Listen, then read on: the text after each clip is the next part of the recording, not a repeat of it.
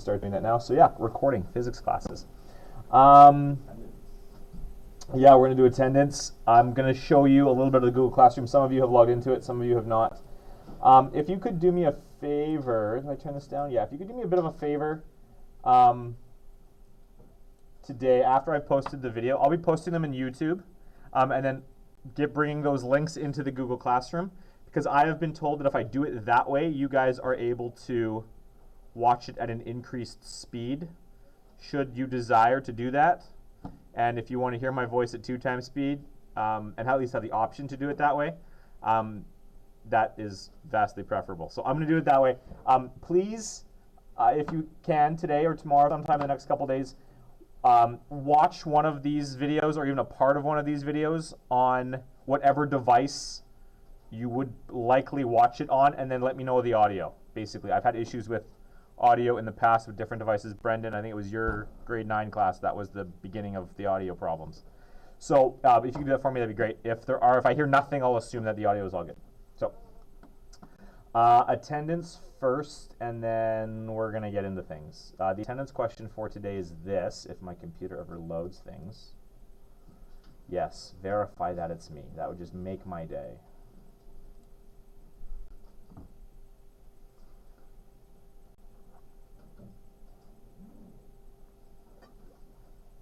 Your question of the day is this. Oh, for the love. Let's go. There we go. We're going to jump right into like the deeply personal stuff. If you could pick, it's 2 options. Okay? Either the actor that plays you in the movie of your life, or who narrates the movie that is your life.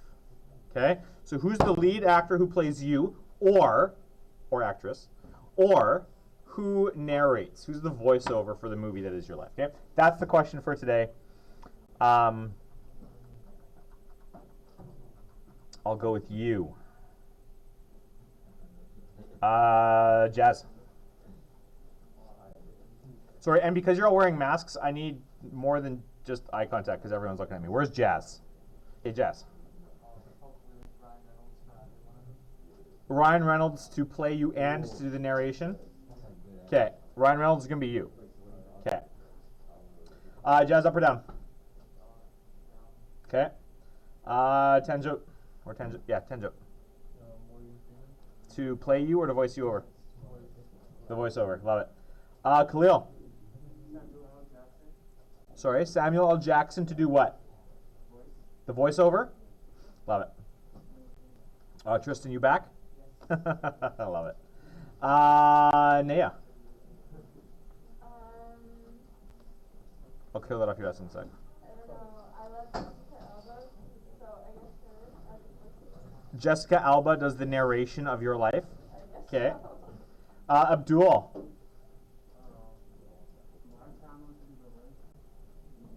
Mr. Peters, what's up? Yeah, you need me out there or over here? Okay, I will pause my recording. Okay, back to this. Where were we? I was on... okay.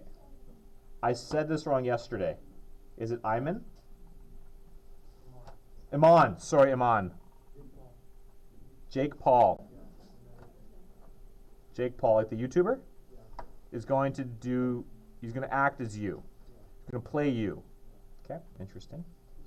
Kenwar.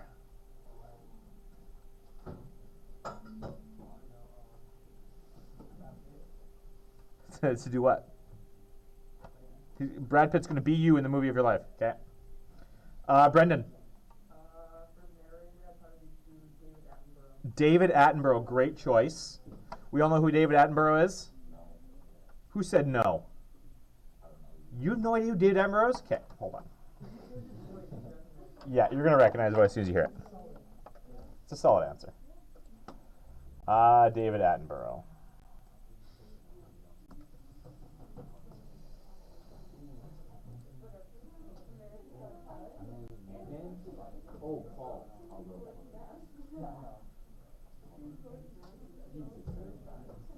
Come on. There we go.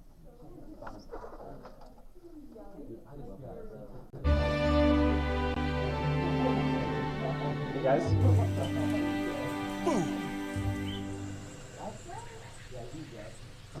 Ants are among the most numerous, widespread, and frequently exploited members of the undergrowth.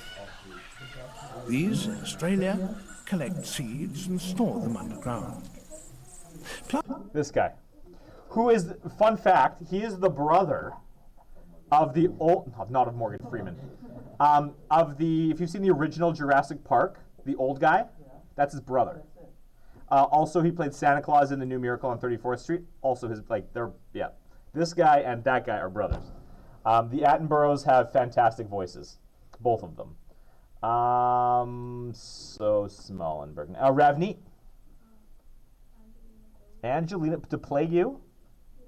Angelina's going to be you. Okay. Niraj. Nice. Luis. Sorry? Okay, I don't know who that is, but that's cool. Kirat. Emma Watson as the voice of the narrator of your life. Okay, Indu.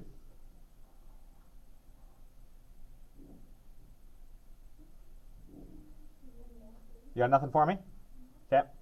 Connor. Robert De Niro for narrator. Nice. Ahmad. Okay, who's that? He's the actor of he's Aladdin. Oh, he's Aladdin. To play you or to voice you over? Nice. Hershan. Leonardo DiCaprio. Love it. Play you or voice over? Okay. Manuel. I want Joe Rogan to be the narrator. Joe Rogan is going to narrate. Okay, that's a controversial figure. Anaya. Reese Witherspoon. What have you seen Reese Witherspoon in? I feel like she's like a post or pre your generation. Okay. Okay. Yeah, I didn't realize people still watched Legally Blonde. Yes, she is Legally Blonde. But Legally Blonde is like 20 years old. Okay, still iconic. Okay, fair enough. Cohen. Adam Sandler. To play you or to voice you over? Okay. Angelina. Oh, there it is in absence. Gurpreet. Love it. Zaid. Like a young Harrison Ford. To do what? Act. Okay. Jasmine. Zendaya. Or Zendaya? To do what? Both. Okay. Autumn. I would want to be myself. That's not an option. Well, then you need a narrator to be not you. Well, I would narrate too. No, that's not the question. But that's what I would do. That's not an option, though. Maybe though. Sorry? I wouldn't have anyone like. No, you be you, but someone else has to voice over. I would play myself and I would voice over it No. myself. Someone else has to do one of those two things. Yeah, Shutter Khan. Okay. James. The Rock. Okay. Eric. Is he over there? Eric, are you here? You're also going to say The Rock. There you go. Anmo. I was gonna say David Attenborough too. You also say David Attenborough. Nice. So I've just got Angelina and Gurpreet away, which means there's 25 of you here. Cool. Love it. Oh, Tristan. You're still on my list, man. No? Yeah, no. But we'll go for it. Tristan, what do you got for us? Who's going to play you, or who's the voice that narrates the movie that is your life? A young Matt Damon. A young Matt Damon to play. I can see that. Young Matt Damon. Okay. I go with Jeremy Irons to do the narration for my life. I don't know. See if you tell me if you recognize this voice. Wait for it. Come on, YouTube. I believe in you. I have to find a video that's not horribly inappropriate. Oh, you know what? One of these voices will be him. Okay, let's see what he has to say about this one. This is him on Conan O'Brien, so I don't know if this is actually going to be appropriate or not. Or Catcher Now. All right, my first guest is an Academy Award-winning actor, and beginning this Friday, you can see him. Okay, just stop talking, Conan.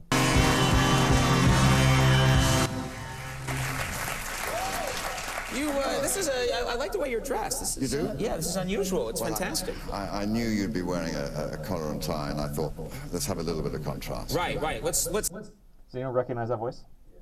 Who is he? I have no clue, but I recognize. Where's you heard it? I don't remember. He's the voice of Scar in The Lion King. He's the guy who voices Scar from The Lion King. I've always thought he's got a fantastic voice, and he's great in some of his more dramatic roles.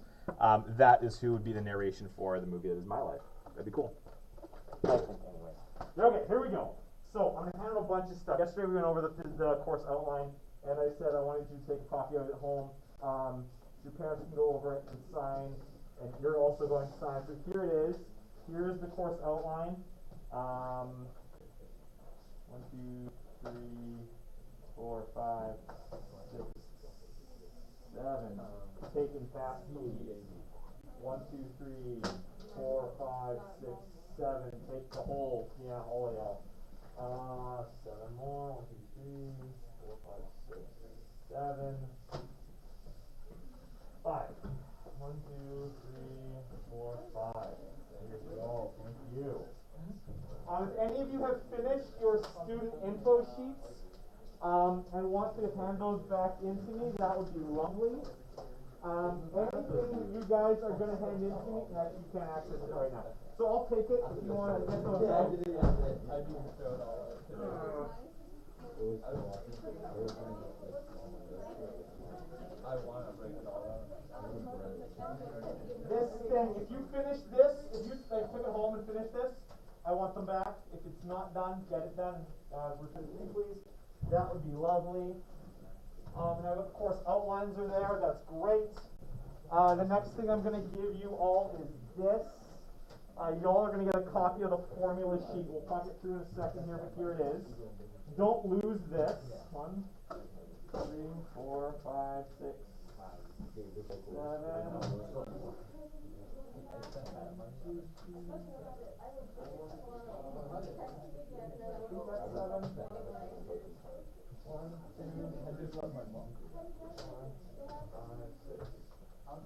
Tristan, I think you go solo or was it this is the whole mess here. Never mind, Tristan, you're good. 1, 2, 3, 4, 5, down. Okay, so the formula sheet, the short one. Okay. You pass that back. Okay, so you have a paper copy, yeah? Formula sheet? Okay. So this formula sheet, the extra, you must have a paper copy. This is the extra. It's running on the background. You've got it here. Okay, so the formula sheet, the reason you all gotta have a paper copy of the formula sheet is because I'm not gonna let you use your iPad on test. This formula sheet, the one I've just handed to you, we'll be making notes on as we go. Anything that I write on the formula sheet, you may also write on the formula sheet, and then this is the formula sheet that you will be allowed to use on the tests and quizzes that we do. So if you have my notes, great. The things that we've added here. If you don't, well, it's going to suck when I give you a blank one. You're going to be like, but I don't have any of the notes. And I said, well, you lost it. That's not my problem.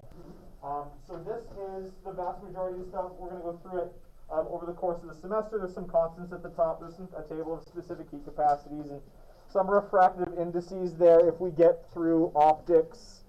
Some math formulas there that might be useful to you for those of you who've forgotten how to find the area of a triangle. All of that might be useful to you. The conversions, we'll talk about those hopefully today. Boom, boom. I think I got all that. Hands up if you would be interested in one of these to use for this. Okay, fantastic. Here we go. Let's do this.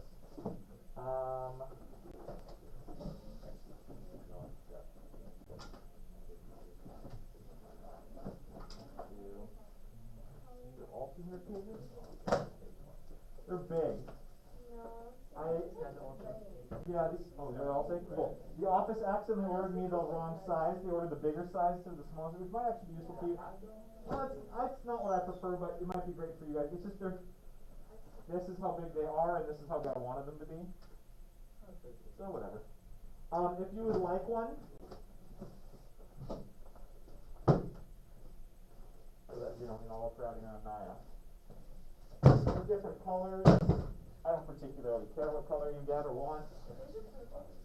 If there's a purple one, you're gonna have to find it. If you want one, come get one. There are different colors. Go nuts.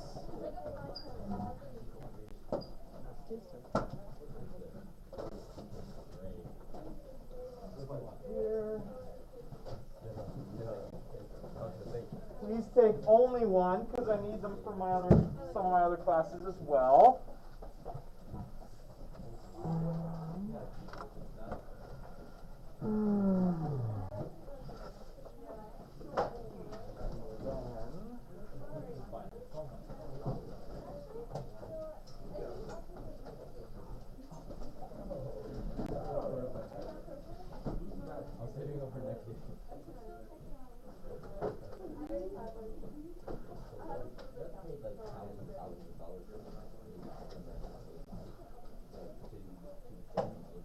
Okay, so if you, 80 pages, or the 200 pages should last you the vast majority of the semester. By the same point you run out, let me know, I'll get you another one.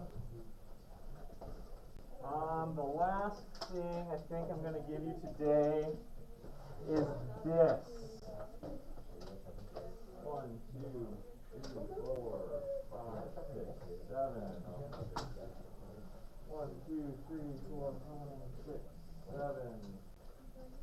1, 2, 3, 4, 5, 6. Don't give anything to him. Not one of these. 1, 2, 3, 4, 5. You're doing it all on. Yeah. This is the PDF. The thing I just handed out is the PDF.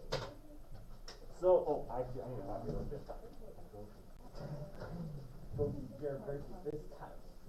Okay, so let's start. We're going to start Physics 11 today. Hopefully you brought things to write with, and I've provided you the things to write on.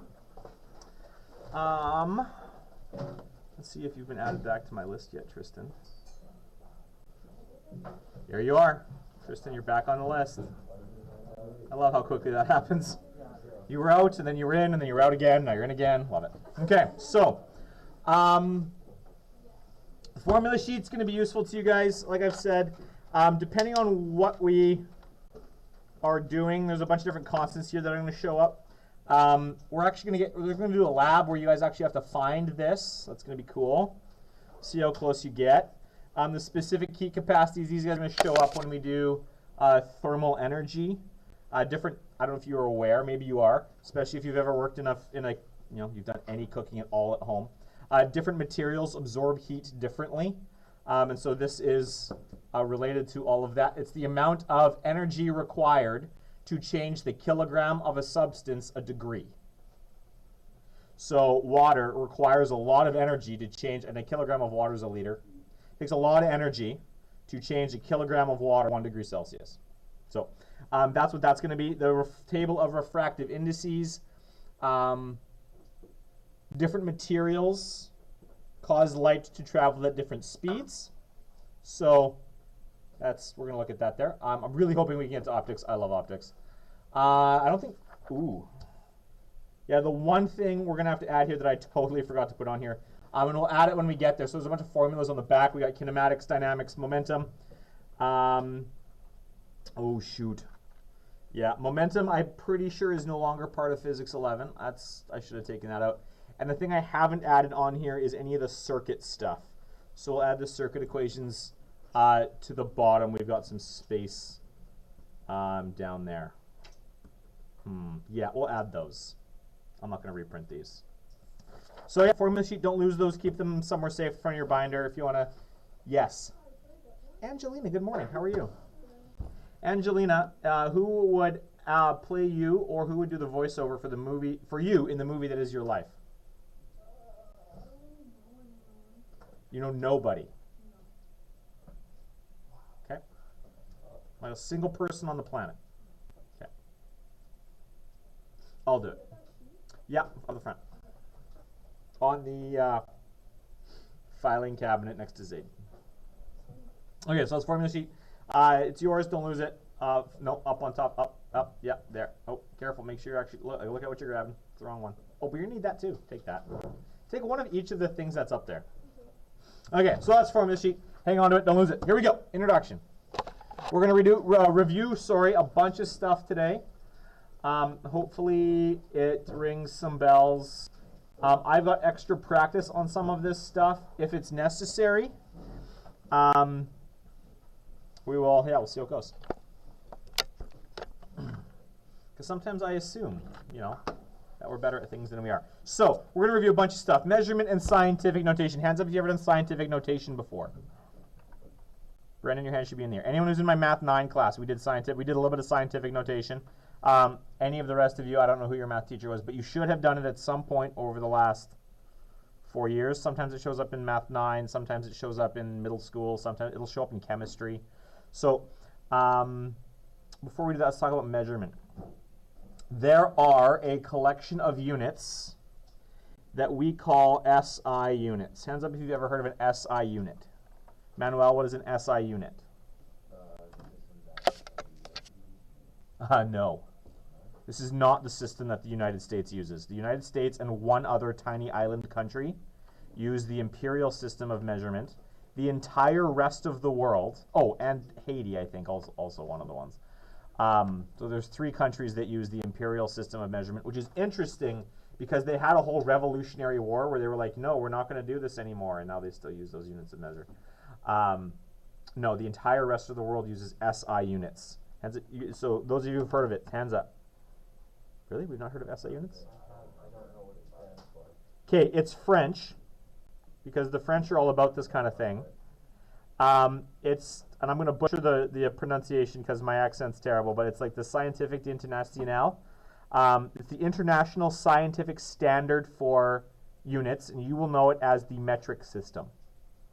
The scientific community globally uses the same set of units so that science can be done consistently all over the world. When you don't use them properly, you have what Lockheed Martin did a couple years ago, where they programmed everything, Manuel, in American or imperial, and the entire rest of the project was done using the scientific standard units. Lockheed Martin's an engineering company. They're supposed to use scientific standard units. They didn't. And the Mars rover that was supposed to deploy a parachute over the surface of Mars didn't, and plowed into the surface of Mars, leaving a $1 billion crater. So this is why units are important. Units, yes. Those engineers lost their jobs and never work in engineering again. So when we measure length, there is a scientific standard for the measurement of length. Do we know what it is? Anybody? What is the basis for a length measurement?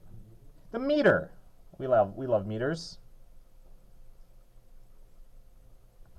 And we symbolize meters with what letter? And specifically a lowercase m. Mass, what is the scientific standard for mass? You'd think, but it's actually kilograms.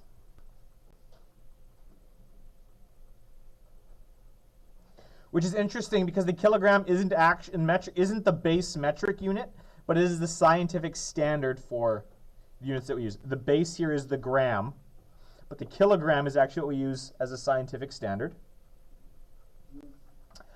Time. What is the scientific standard for time? The second. Which is a lowercase s. Speed. The scientific standard for speed is what? Does anyone know? Kilometers is a measurement of distance. Kilometers per hour is a good guess, but it's not ultimately correct. Speed, the scientific standard for speed, kilometers per hour is a distance divided by a time. I think someone just said it. Meters by seconds. It's meters by seconds, absolutely. So instead of having kilometers per hour, we use the scientific standard for distance and the scientific standard for time. It's meters per second. which we write as this. Force. Does anyone know how we measure forces? Yes. Newton's unit, yes, which is the Newton.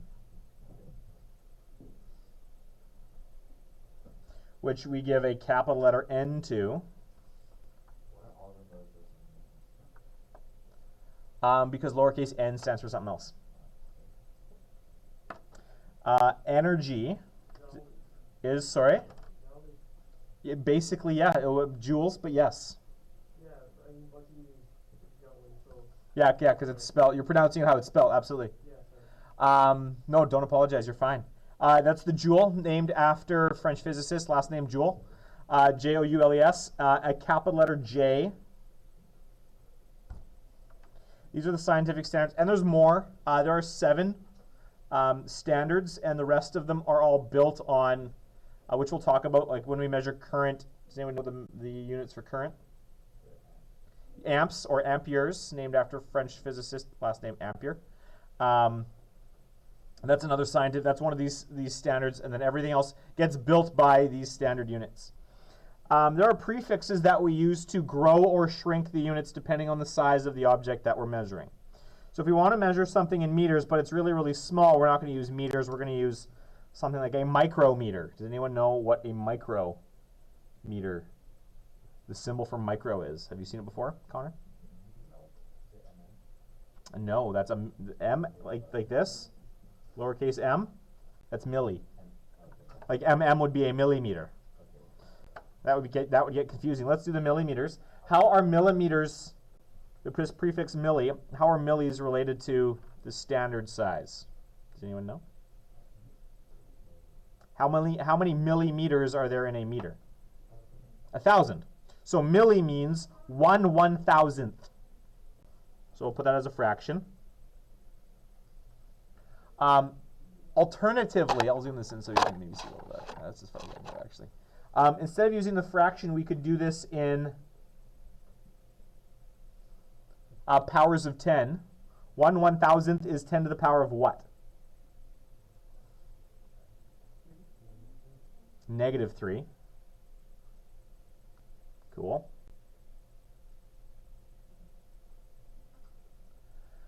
So that's milli. We still don't have micro, but you probably know centi. Centi is, what's the symbol for centi? That's a centimeter, just the C. Because you could have centigrams, which we don't ever talk about, but they exist. It doesn't have to just be centimeters. Centimeters are just convenient because so many things are in that size range. Centi is what fraction of a whole?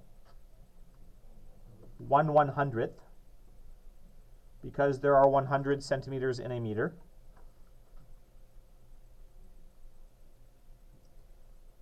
Centi is 10 to the power of -2. Thank you. Love it.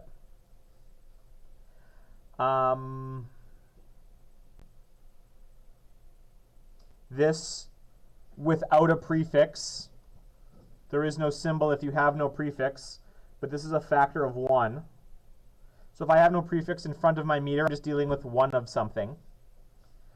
Kilo is, the symbol for it is, we've already used it. It's K, because we have a kilogram here. And what's the factor for a kilo? 1,000. Cool. As a power of 10, it is 10 to the 3.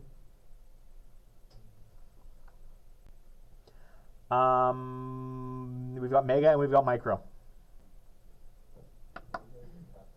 Mega is a capital M, yep. Mega, we typically don't see those in terms of distance. As soon as it's bigger than a kilometer, does anyone know what we jump to after kilometers? If the kilometers, when we get really, really big? Sorry? A light year, yeah.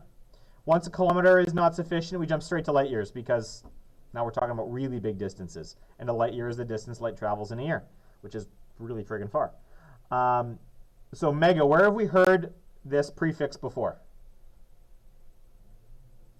Manuel, did you just say it? You said mega mind. Perhaps. You guys are technological. Megabytes is typically in computing storage. Is typically where you hear this one, mega. Does anyone know what mega is? How many megas? How many of something if we have mega something? Nope, bigger. Sorry? A million. Or 10 to the 6. So we're still hung up on micro. The symbol for micro is this symbol here. Has anyone seen this symbol before? Where? Chemistry. As micro? Nice. So that is the Greek letter mu. We use the Greek letter mu a few different places. When we use it as a prefix, mu, this symbol here, it's a weird looking U, means micro. So the Greek letter M. No, it's a U. It's a fun U. When we use it in other places, it becomes a coefficient of friction, which is, interesting and different. Micro is 1/1,000,000th, or 10 to the negative 6. And there are more I'm going to give you on the next page. If we flip the page, you'll see that there's more, in fact, on the next page. We go all the way down to nano and all the way up to giga. And if you don't have to memorize these, I'm just going to introduce them to you here because now you'll recognize them all here. We've got kilo, we've got centi, we've got milli, we've got micro, we've got mega. But there are other ones here too. There are nanos, there are picos, there's femtos, there's yoctos, deci, deca, hecto, mega, giga, tera, peta, and yotta. In computing power, we haven't gone further than the petabyte, but it exists. And I've never actually heard of anything smaller than a femto, but sometimes we have femtoseconds, which are incredibly small measurements of time. So all of these conversions exist on your formula sheet here, so you don't have to memorize them, but we're going to start using these things. So we're going to do a couple examples. They show up when we do conversions for things. If you've taken chemistry, you've likely done conversions before. There is a method for the conversions that we're going to use. I don't know what they call it. Do they name it in chemistry? The method for converting units? There is a name for it. Okay. Well, I'll name it in the event that it shows up later. And I'm pretty sure it's going to be the same thing. We call it the factor label method.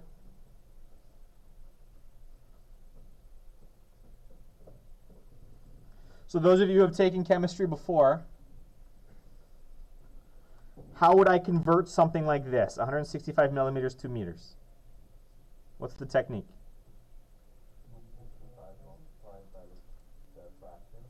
165 millimeters multiplied by a fraction. What fraction?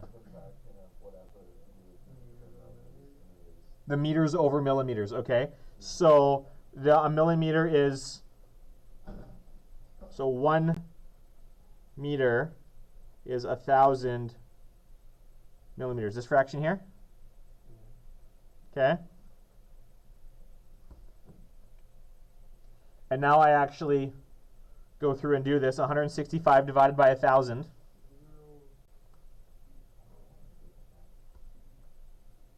I mean, dividing by 1,000 is nice and easy. If we divide by 1,000, this shortcut is what? Jasmine, you were nodding in agreement. What's the shortcut? Well, when we divide by 1,000, how many times do I move the decimal? 3 times, because there's 3 zeros. When you're dividing by powers of 10, the decimal just slides around as many zeros as there are. 1, 2, 3. So this is going to be 0.165 meters, which makes sense, right? Millimeters are really tiny, so I'm going to have, if I have 165 millimeters and I'm making my units larger, I'm going to have a smaller number of larger units. I'm hoping that makes sense. Cool. How would I do something like this? This one's a little bit different because it goes from centigrams to milligrams, not centigrams to grams. Yeah, how would I do it? I go to grams and then to milligrams. Cool. So let's do it. I'll grab a different color here so it doesn't blend all together. Let's go to pink because pink is fun. So let's go from 380 centigrams, and I want to go to milligrams. So we're going to follow your advice. We're going to multiply this thing, and we're going to go to grams. The thing I want, the unit I want to go to is going to go on top. The unit I want to cancel is going to go on the bottom because it is up top here. Like, you can cancel units the same way we cancel variables or numbers in mathematics. If I'm multiplying and dividing by it, it's going to cancel out, leave me with 1. So how are grams and centigrams related to each other? 1 divided by 100. Yes, 1 gram is 100 centigrams. So what that's going to do is that's going to cancel out my centigrams, leaving me with grams, but I'm still not done because I want to go all the way to milligrams. So what's the relationship now? I want to put grams on the bottom because I have grams up top. So I want to cancel out my grams and get me milligrams. What's the relationship between milligrams and grams? So 1 gram is 1,000 milligrams. So the 1,000 goes with the milligrams, the 1 goes with the gram. Basically what I've done here is I've taken this fraction and I've flipped it. What that's going to let me do is it's going to let me cancel my grams. And now I just do the math.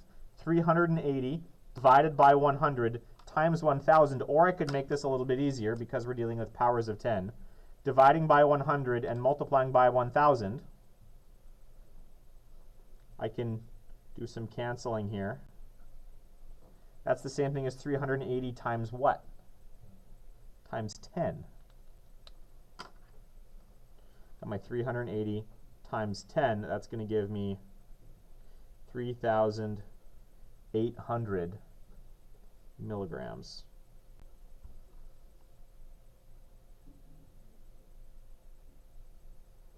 How do we feel about this technique? Hands up if this is a brand new technique for you. Never seen this before. Okay, cool. If you've taken chemistry, you've likely seen it, but if this is... and again, in chemistry, it gets ugly, right? Like, you do this with densities and mole conversions and all sorts of other stuff in Chem 11.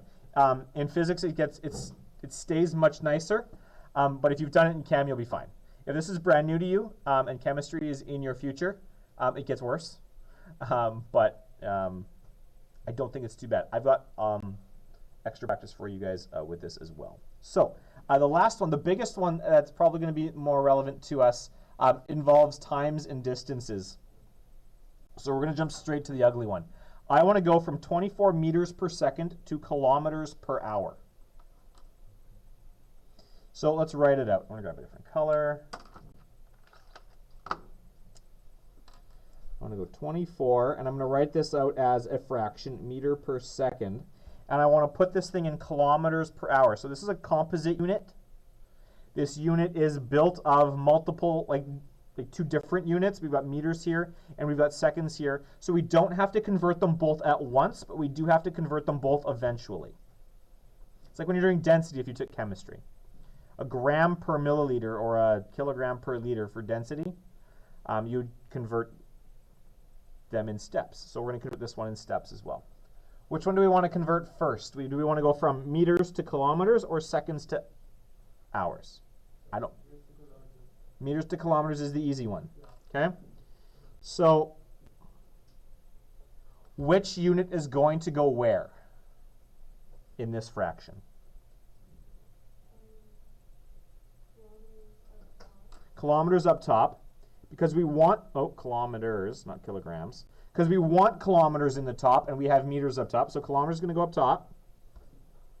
And that's going to put meters in the bottom. That's going to help me cancel my meters. How are kilometers and meters related to each other? 1,000 times. 1,000 times. So where does the 1,000 go?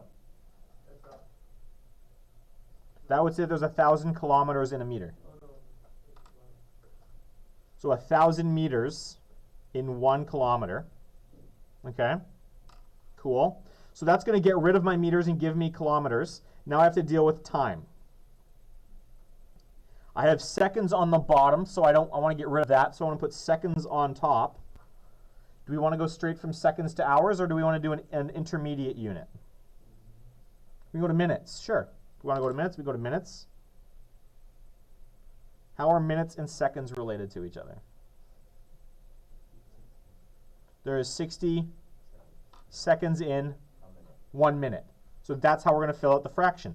There are 60 seconds in 1 minute. And now we don't want minutes on the bottom, we want hours on the bottom, so we're going to put minutes back up on top. How are minutes and hours related to each other? 60 what? 60 minutes in 1 hour. Cool. So now if I go through and I do this, my meters have canceled. I'm left with kilometers. My seconds are going to cancel because I've got them on top and bottom. My minutes are going to cancel top and bottom. I'm left with hours on the bottom and kilometers on top, which is going to give me my kilometers per hour, which is sweet. So if I do the math, what do I get? Y'all going to want calculators out because I'm going to get you to do calculations. I'm just going to tell you what they are.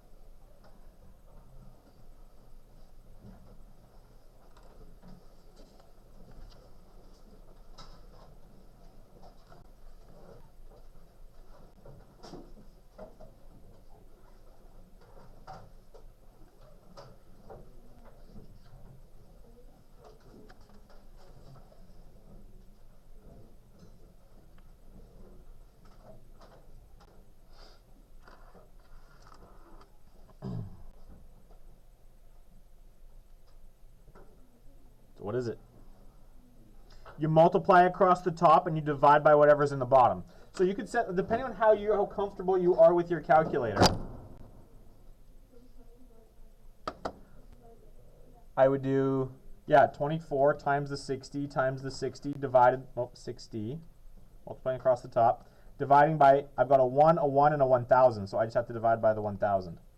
If I had multiple things down here, I would throw brackets down, and I would write it like 1,000 times 1, but putting the brackets around here means that I would be dividing by everything multiplied together in the denominator.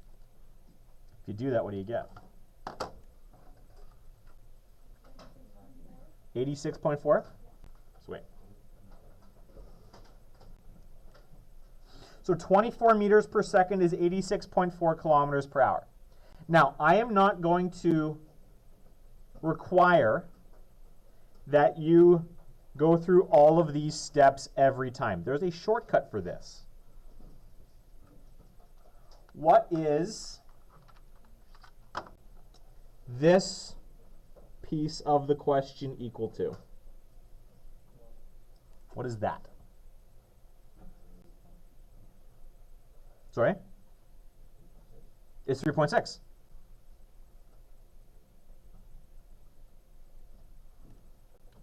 So if you knew that, 60 times 60 is 3,600 divided by 1,000 is 3.6. The shortcut then means I could have just, because I'm multiplying here, I could have just multiplied my meters per second by this factor to go straight to kilometers per hour. And that is going to be a nice, quick, little convenient number for you to hang on to. So we're going to put it in this box here. If you're going from meters per second to kilometers per hour,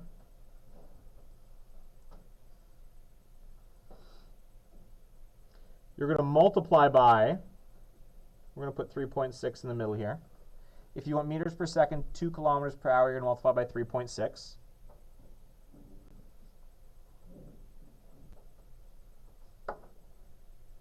So what do I do if I'm going the other way? What if I'm going from kilometers per hour to meters per second?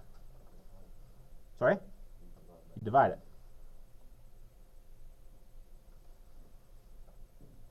So this little box here is going to be a handy dandy thing you're going to want to know. Should you, be allowed to, make a cheat sheet in the future? Putting that on there might not be a bad idea. So this conversion factor is going to be really, really useful for everything you do going forward here. Comments, questions, concerns about any of this? I will post some optional practice. If unit conversions are something you're like, yeah, I don't know how I feel about this, there's going to be a couple questions in here in the stuff that I'm going to give you when we get to this lesson part down here. I'll give you some density stuff, and I'll give you a formula for density. Oh, actually, do I even do that here? No, I don't. No, I don't have any practice in here on unit conversions. If you want practice, I'll be posting it into the Google Classroom. It'll be entirely optional for you if you want to take a look at that there. Hands up if you would find that useful. Okay. I will do that. Maybe I should give you some class time to do that then. Yep, script. Let's do that. I'll print it off right now, and you guys can do some unit conversions. For those of you who have taken chemistry last semester, this will be really easy and a nice, great little refresher on this stuff. Let's do it. Where did my unit conversions go?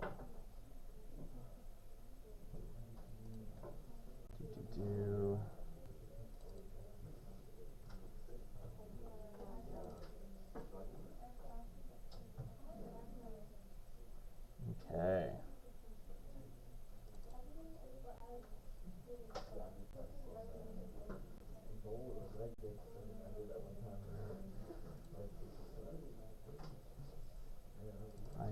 Oh no, they're here. Okay.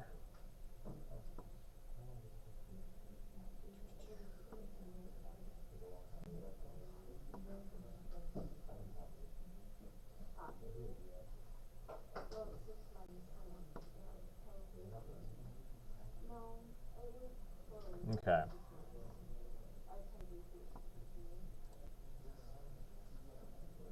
We're going to print this.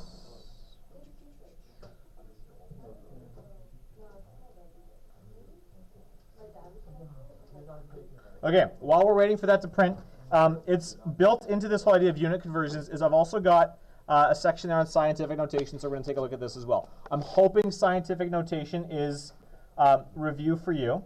I understand if it might not be. So scientific notation, we use scientific notation to do what? What's the purpose of it? Make stuff look nicer. It ultimately means we can write less, because when we're dealing with things in physics, the values can get really, really, really big, having lots and lots and lots of zeros hanging off the end, or really, really, really small, having lots of zeros between the decimal and our first number that actually matters. So scientific notation is something that we use to handle this. So instead of writing 32 million, scientific notation would say, how would I write this instead? For those of you who have seen scientific notation, what are we doing here? Sorry, Manuel? Almost. With scientific notation, what you want to do is you want to have one value, one digit, and then a decimal place. You want one digit, a decimal place, a couple more digits, times 10 to the power of whatever. And how you get that power will determine on which way you move the decimal. Okay, so if I have 32 million here, there is no decimal place written in 32 million, so where do we automatically know it would go if we were to put one in there? It'd go at the end. That doesn't change. 32 million is 32 million with a decimal place. That doesn't matter. So now what I'm going to do is I'm going to say, okay, to get a format that looks like this, one digit, a decimal place, and then some more digits, we're going to start where we were here at the end, and we're going to go over 1, 2, 3, 4, 5, 6, 7. So we're going to get 3.2. The whole point of the scientific notation is to get rid of those zeros. We don't want to include them. So we're going to have 3.2 times 10 to the power of how many decimal places we moved. In this case, we moved how many? 7. So it's going to be 3.2 times 10 to the 7. If I actually did this multiplication, I'm hoping you would recognize that this thing would get, this number, 3.2, would get large very, very quickly, because 10 to the 7 is a large number. What happens if I go the other way? If I have a really small number, 0.0000436. There's any problem if I put 32 multiplied by 3 multiply by 3 by 6.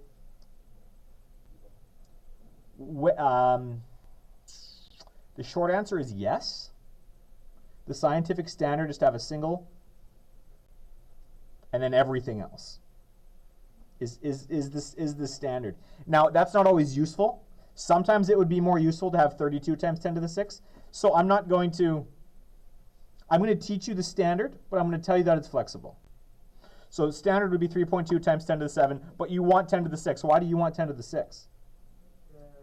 Because I multiplied the 32 by 10, so that is, no, the third point 2 by 10, so I don't know, it's easier for me to put instead of the 3.2, the 32. Yeah, that's it. Yeah. Oh no, I know. Sorry, I do know that. That's it. The standard for scientific notation is to have a single digit, decimal, and then everything else. But there are times where this is more useful, especially when we have things like 10 to the 6. We have a unit for that up here. So we don't have if I have 3.2 times 10 to the 7, whatever. If I have 32 times 10 to the 6, I'll say it's meters. 32 times 10 to the 6 meters, that's a really easy conversion. Instead of having 32 times 10 to the 6 meters, I now have 32 megameters, because the power of 10 that we're using can get converted into a unit we have a nice conversion for. But the scientific standard, yeah, I've said it before, the scientific standard is a single digit and then the decimals, but there's flexibility there. Certainly use it. So this one down here, 0.0000436. We're taking the decimal and we're moving it now 1, 2, 3, 4, 5, 6 places. That's going to give me 4.36 times 10 to the what? This number is very small, so my exponent on the 10 is going to be negative. And how many spots did we move? I moved 6 spots.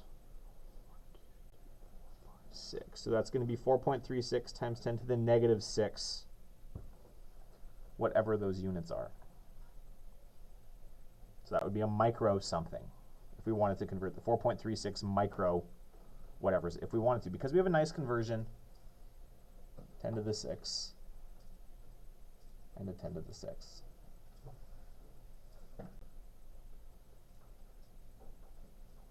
So we've got the standard for scientific notation, move the decimal point until only one leading digit remains. The number of spaces moved becomes or is the exponent. When we move the decimal place to the left, the exponent was positive. When we move the when we move the decimal to the right, the exponent was negative.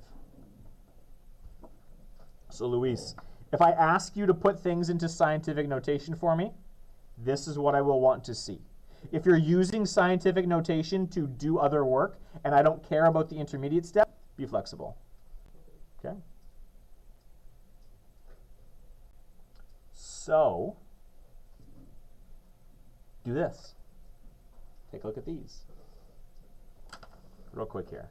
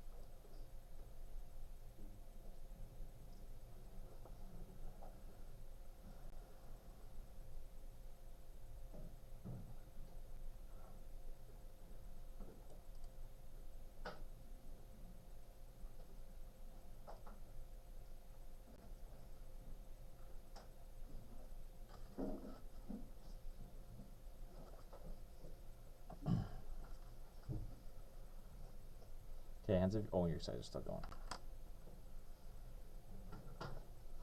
Yes, sir. For number 3, hold off on number, if you blasted through 1 and 2 already, for 3, I want you to do them without a calculator. Yeah, I know the one I was asking to the answer to the even thing how expanded or the power. Leave it in scientific notation.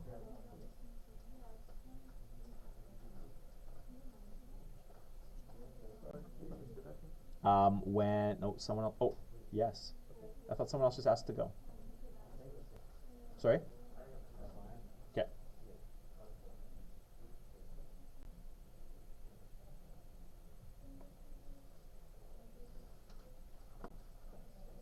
Okay.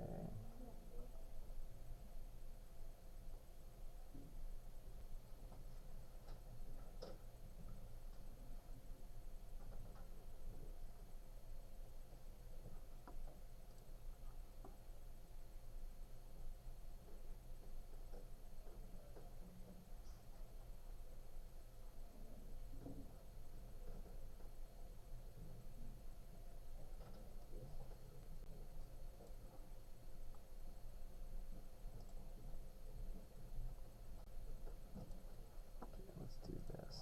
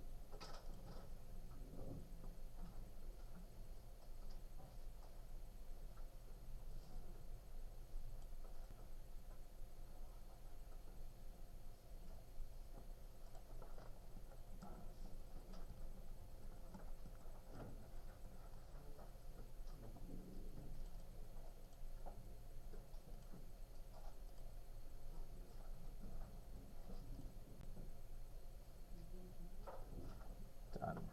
Okay. Okay, how do we feel about this stuff? Relatively simple, yes? Okay, so first one should be what? 5.5. 5.5 times 10 to the 9. This one's going to be 7.8 times 10 to the 2. C is going to be 9.1 times 10 to the negative 2. This one's going to be, sorry? Careful, there's a 3 there. 3.004 times 10 to the power of negative 6. Good.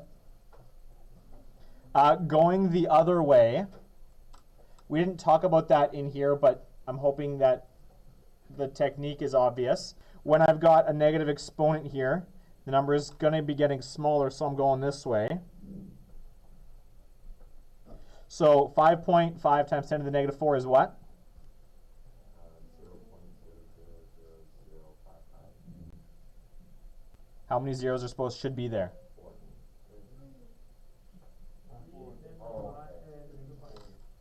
Got to be careful when you're doing the moving. It should be 3 because the decimal starts here and you move it the number of the exponent. So if it's -4, we're moving it 4 times, so it's going to be 1, 2, 3, 4, and it's these empty spots here that then get zeros. And then the decimal shows up. So it's 0.00055. This guy here, 7.1 times 10 to the 6.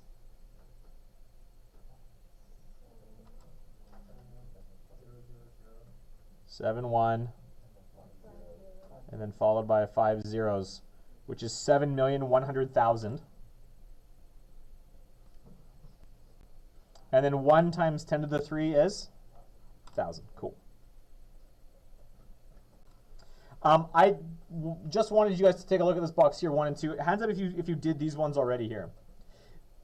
Okay, cool. These ones just require that you have a remembering of your exponent laws. So what am I doing here? If I've got 10 to the 3 times 10 to the 5, we're adding exponents. When you're multiplying the same base, you add the exponents. So this is going to become what? It's going to become 10 to the 8. Thank you. 3 plus 5 is 8. Love that. This guy here, 10 to the -3 times 10 to the 5. When I'm multiplying, I'm adding. This becomes 10 to the 2. Love it. This guy here, when I divide bases, I do what with the exponents? Subtract them when I go left to right. So this becomes 10 to the power of 3 minus 5, which is what? -2. I got 10 to the -3 divided by 10 to the 5. So what's that going to do here? So the negative is going to be the positive, so careful. It's left minus right. So it's -3. This is going to become 10 to the -3 minus 5. Because when I divide my same bases, I subtract my exponents. And I work left to right. -3 minus 5 is going to become 10 to the -8. Cool? Does that make sense? Be careful when you operate in your head. The temptation is to get sloppy. Don't get sloppy. Okay. I put a couple more up here for you because we don't just operate with powers of 10. We do this with values in scientific notation. So how would we tackle something like E? Yeah, Manuel, what are you doing? You distribute the outside exponent into each base. Why can I do that? Because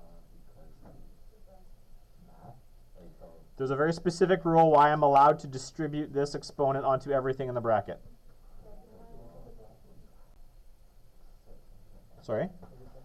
No. Jasmine? Why is it being multiplied to everything? It's not being multiplied. It's being applied to everything in the bracket because... Why, Connor? because it's around it and everything needs to be put together. It is out of it. So if I had this, I don't know. Because if I had this, no. would I be able to distribute this exponent onto everything in the brackets? Oh, because you'd have to do what's in the brackets first. But you're telling me I don't have to do what's in the brackets here first. What's the difference between this and this? I'm multiplying here. And an exponent is just a shortcut for multiplication. Because I'm multiplying in here, I'm allowed to apply the exponent. I am not allowed to apply the exponent here because I'm not multiplying. An exponent is not a shortcut for addition. Okay? So this can't distribute. Just so we're real clear. But here I can. So I'm going to. When I have a product to a power, what's going to end up happening to my exponents here? I multiply my exponents together. So this is going to become 3 squared times 10 to the, and then 8 times 2 is 16. So what's that going to be? I can leave it in scientific notation, so there's actually no need for a calculator for this question because the only math now I have to do is what? 3 squared, which is? 9. So it's going to give me 9 times 10 to the 16. This guy here, we're going to do that. We're going to do it together. Unless you rushed ahead, great. Make sure we're following along with what we're doing here. Anyone with an idea? Where can we start with something like F? Manuel, your hand was first. Can you multiply it like that? Or the Yeah, because this is all just multiplication. Absolutely. This is the same as 8.0 times 10 to the 5 times 1.2 times 10 to the 8. Yes, I can move stuff around here. You betcha. Is that the smart thing to do first? If I asked you to do this without a calculator, could you do it? You just did. What did you do, Manuel? Well, I just What's 8 times 1.2? It's 9.6. How do you know it's 9.6? Oh, you just multiply it on paper. There's a shortcut for this. Yeah. If you don't want to multiply it in your head, you can, like Luis wanted to do earlier, I can move stuff around here. If I have 1.2 times 10 to the 8, I could make this 12 times 10 to the something. 1.2 times 10 to the 8 is the same as 12 times 10 to the what?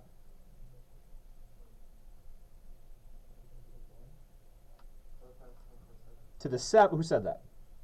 Yes, that is correct. If I move my decimal to the right, my exponent drops 1. So 1.2 times 10 to the 8 is the same as 12 times 10 to the 7. So then this thing could become 8.0 times 10 to the 5 times 12 times 10 to the 7. Y'all better know what 8 times 12 is. Thank you. I heard it in the back. That becomes 96. And then I can do the 10 to the 5 times 10 to the 7. 10 to the 5 times 10 to the 7 is going to give me what?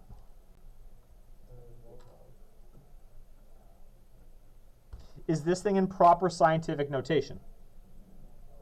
No. So if I asked it in scientific notation, what would you then have to do? I'd have to move the decimal over back into between the 9 and the 6. So that's going to give me 9.6. And when I move my decimal to the left, what happens to my exponent here? Sorry?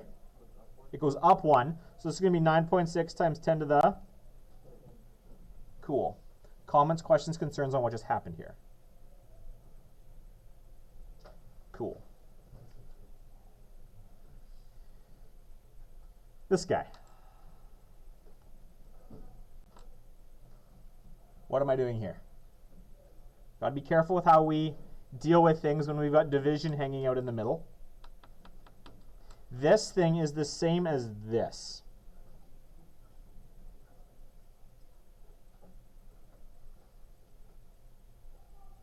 So how would I handle this? Manuel. can you multiply it with the What do you mean? Because the right back, actually the right term is over 1. If you just multiply it and then flip it, then multiplication is easy. I'm not sure what you mean. Because this is what we have. I've got 2.3 times 10 to the negative 3 divided by 1 times 10 to the negative 5. That's what I meant. You did it. Oh, I just did it. Some steps, yeah. Oh, I skipped some steps. Yeah. Oh, then I understood what you said to be very different than what you meant. No, that's what I did. I was just like, did it more steps. So you just turned division into the fraction I here. saw them as fractions and then I just flipped them and then combined it like the multiplications across. You just did it like in one go. Yeah. Okay. Okay. So how would I deal with this thing? Same way you did the last one. Same thing I did the same way I dealt with the last one. So I can deal with this. That's just going to give me 2.3. And now I can deal with this. 10 to the negative 3 and 10 to the negative 5. If I'm dividing these two, that's going to give me what? Yeah, Connor?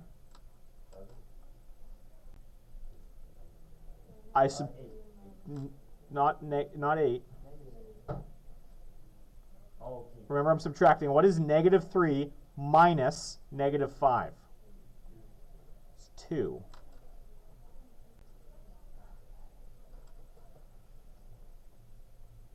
We're back to our exponent laws and addition and subtraction. You gotta be careful with how you add and subtract things.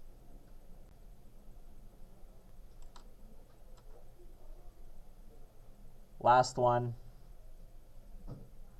I got 4 times 10 to the negative 3 times negative 5 times 10 to the negative 5. This looks a lot like f. I can multiply these two, and I can because all I'm doing is multiplying, I can multiply my digits out front by, or my numbers out front of the scientific notation by my powers of 10. And I can do those separately. So 4 times negative 5 is going to be negative 20. And 10 to the negative 3 times 10 to the negative 5 is,